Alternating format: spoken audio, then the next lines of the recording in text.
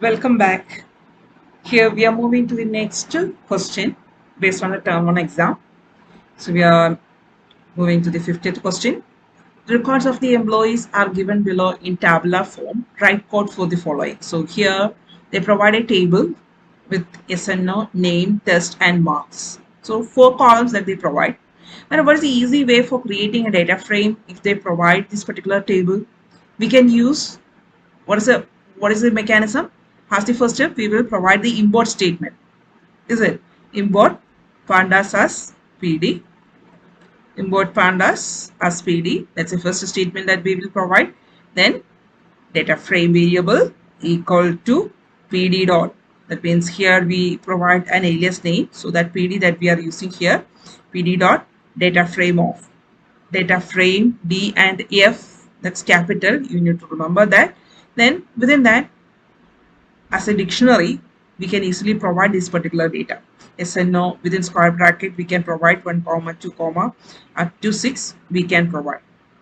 Then just provide comma separator, then just provide name, colon, then the next set of these particular values, Rohit, Mohit, that particular values that we will provide there. So like that, we can easily create a data frame. So that's not the question. I'm just telling you how to create a data frame if the table is provided like this. Here we are moving to the question based on this particular table. Add a column percent with data 55, 56, 59, 90, 56 and 48. So they are telling you to add one more column to the existing data frame. So how we will do that? That's the question. So they are providing 4 options here. From these 4 options, we need to identify the correct one. So which one will be the correct one? Student, that particular field name that we will provide there, and then we need to assign the value to that particular variable. So this one is the correct answer. So student, that's the data frame name, and then we will provide the field name within double quotes. Then we will assign the value as a list. So that will be automatically added as the last column within the existing data frame. So that's one of the mechanisms for adding a new content. Or if you require to add a new column, we will provide the data like this. So I'll show an example with another data frame. So here we already created a data frame, and I'll show you what's the output that we will get. So this one is the columns that we created there. 1, 2, 3. That's the column names that we provided there, and these are the values that we inserted there. So along with that, I want to add one more column there. The data frame name is DF. So how we will do that? DF within square bracket, we will provide the new column name. Same column name that I am providing here. Then we will provide the equal to sign. Then we need to add the data there. So how many rows already inserted within the data frame? Based on that, you need to specify the data here. So whenever you are creating a new column, you need to provide the data based on the existing number of rows. How many rows that's already inserted? How many rows? 3 rows of data that we already inserted. Is it 3 rows of data? So each data that's be provided within the dictionary variable that will be taken as a row. So 3 rows that's inserted there. So we need to provide 3 values there. So I am providing the values like this. First value, second value, and third value that I inserted. And if you require to see that, definitely we will use the print off statement. So that will be automatically printed there. So here you can see that particular percentage field that's added here. So that's the mechanism for adding a new content to the existing data frame. We are moving to the next question. Delete the name and marks columns. How we will delete multiple columns, or which command that we will use for deleting a specific column, and we are going to see. So here they are providing 4 options here. One that's provided with drop, then delete, then erase, then delete of column is not permitted in data frame. So that's the 4 options that they provided there. So which function that we will use for that? Definitely the drop function. So data frame name dot drop off, then multiple column names that we will pass it as a list. So that's the syntax for providing the deletion process for multiple columns. Then we are moving to the next question. What will be the output of the following code? So here you can see a dictionary variable that's already created here. It's passed as a nested value. Then ask the first step, they provide the key name, then another key, internal marks, then annual exam. So that's the three keys that they passed there, and like that they create the dictionary variable, and that's provided within a off bracket. So what does that mean? How that will be taken, that you need to think it. Then pd dot data frame of dt. So this particular variable that we are passing to the data frame generation, and we create the data frame from that. And then here we are using ILOC statement for retrieving the data. So when you are using the ILOC, which indexing mechanism, label or positional index, definitely the positional index that we are taking there. So 0 to 2 means 0 and 1 rows that will be taken, and from there two columns that we are trying to retrieve, which are the columns 0 and 1 columns. So that's the values that they are trying to retrieve. So 0 and 1 row and column, how that will be retrieved, what will be the output. So here we are moving to the options that they provided there.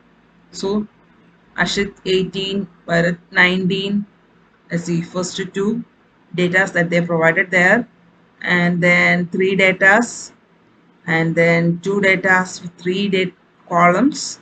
Like that they are providing different types of values there. So which one is the right answer? Which one will be the right answer? Option A. Option A, that's the right answer. The reason is 0th and first row and 0th and first column. So we will get this particular output there. That means when you are creating this particular data frame, how the data frame that will be displayed: name, that's one of the column name, then internal mark, that's another column, then annual exam. So that's the three columns, and within the first column they will provide Akshit, then Bharat, then Chetan. So like that they are providing the data there, is it? So like this they will provide the data. So first and second columns and first and second rows, that means this particular two data that will be retrieved. So here what will be the data? 18 and 19, this particular two data. So that's taken there. So that's the answer for that question, and how that executed, that also that we see now. So I hope that's clear now. So like that we can accept the value from a data frame by using ILOC statement. So whenever we are using ILOC, only one thing that you need to remember, that's almost like the slicing process. So they are excluding the last value. That means 2 that's excluded, only 0 and 1 positions that's retrieved there. That's the only thing you need to remember based on this. So the correct answer is option A. We are moving to the next question. Find the output. So here we are importing the pandas, and then we are creating a data frame with the values 2, 3, 4, and we are providing Boolean indexing mechanism. True, false, true, that's the indexing that we provided there for these particular three values. And then we are using the positional index. So what will be the answer there? If you are using ILOC, that's a positional index. So here we provide labeled index here. That's almost like the labeled index. So if you provide ILOC and within square bracket, if you provide true, what will happen? They will raise error there. So here the output, definitely that's an error. That's an error. So how that's worked, that we are going to see now. So I will show you how that's worked.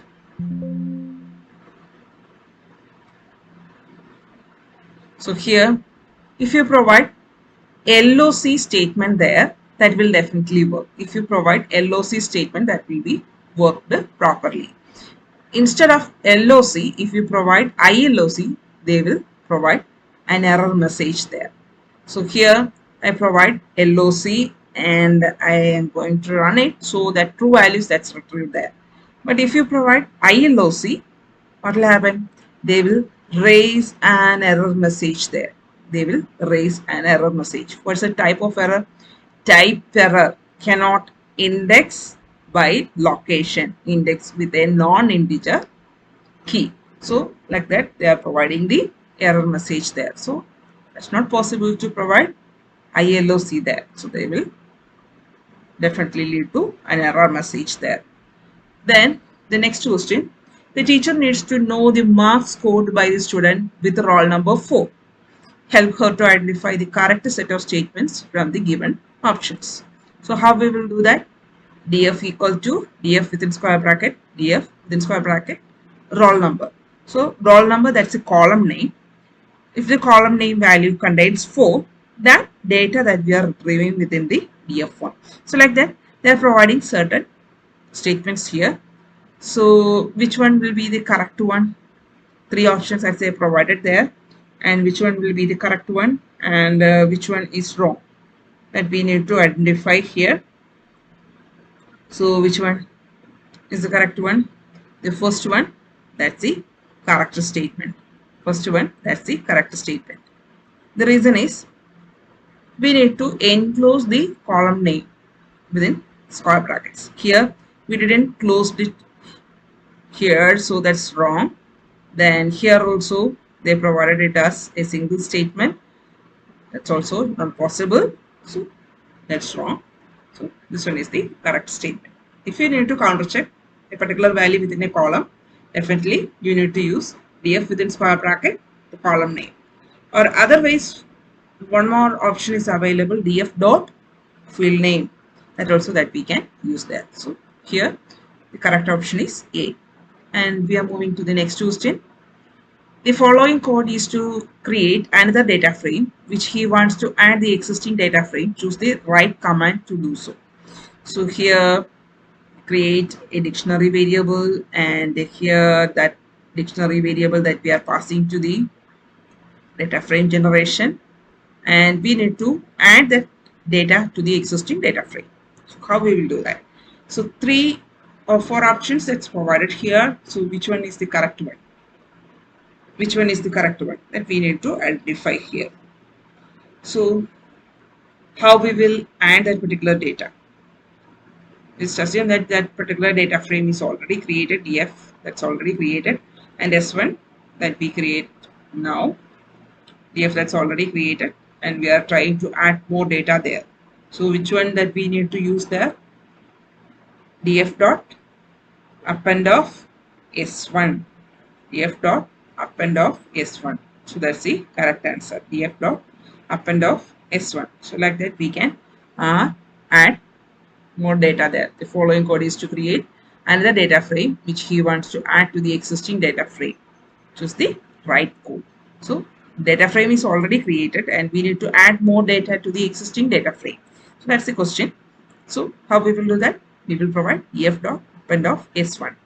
That's the format for adding more data to the existing data frame. So these are the options, and B, that's the correct option that we can choose there. So this one is the end of this particular video. Please revise the topics properly. Thank you.